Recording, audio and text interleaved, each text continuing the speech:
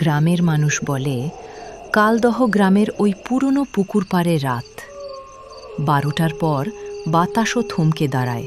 সেখানে গাছের পাতা নড়ে না, কিন্তু অদ্ভুত সব শব্দ শোনা যায়। লোকে বলে ওটা নিশির রাস্তা। একবার যে পথ হারায় সে আর কোনো দিন ফিরে আসে না। ধুর, এই বাঁশঝাড়ের রাস্তাটা কি আজ শেষ হবে না? কতক্ষণ ধরে হাঁটছি, মনে হচ্ছে একই জায়গায় বারবার ঘুরে আসছি। হঠাৎ সামনে আগুনের আলো দেখা যায়। একজন বুড়ো লোক উবু হয়ে বসে আছে। যাক, কাউকে তো পাওয়া গেল। ও চাচা, বাড়ি যাওয়ার মেইন রাস্তাটা কোন দিকে বলতে পারেন? রাস্তা তো এখানেই আছে বাবু, কিন্তু সবাই কি আর বাড়ি যেতে পারে? মানে আপনি এত রাতে এখানে একা বসে কি করছেন? মাছ ধরছি বাবু, লাল মাছ, টকটকে লাল মাছ। আকাশ ভয় পেয়ে দৌড় দেয়, কিন্তু কিছুক্ষণ পর দেখে তার দাদু লণ্ঠন হাতে সামনে দাঁড়িয়ে। আকাশ, তুই এখানে কি করিস দাদু ভাই?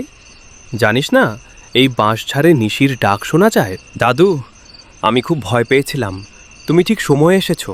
চলো তাড়াতাড়ি বাড়ি যাই। ভয় নেই রে পাগল, আমি তো আছি। আয়, আমার হাত ধর, আমার পিছু পিছু আয়। কি, দাদুর পা দুটো পেছনের দিকে ঘোরানো কেন?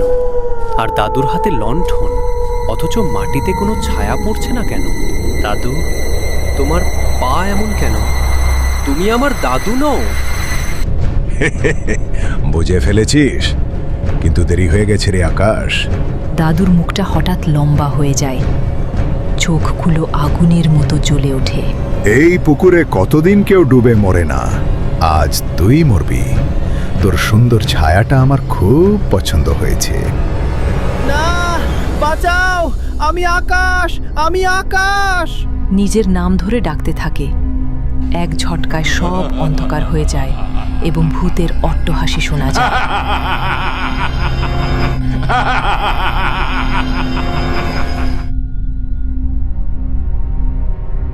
পরদিন সকালে আকাশের ঘরের আয়নার সামনে দাঁড়িয়ে আছে। আকাশ, তুই কাল রাতে পুকুর পাড়ে অজ্ঞান হয়ে পড়েছিলি কেন? শরীর ঠিক আছে তো? মা, দেখ আমার শরীরের ছায়াটা কোথায় গেল?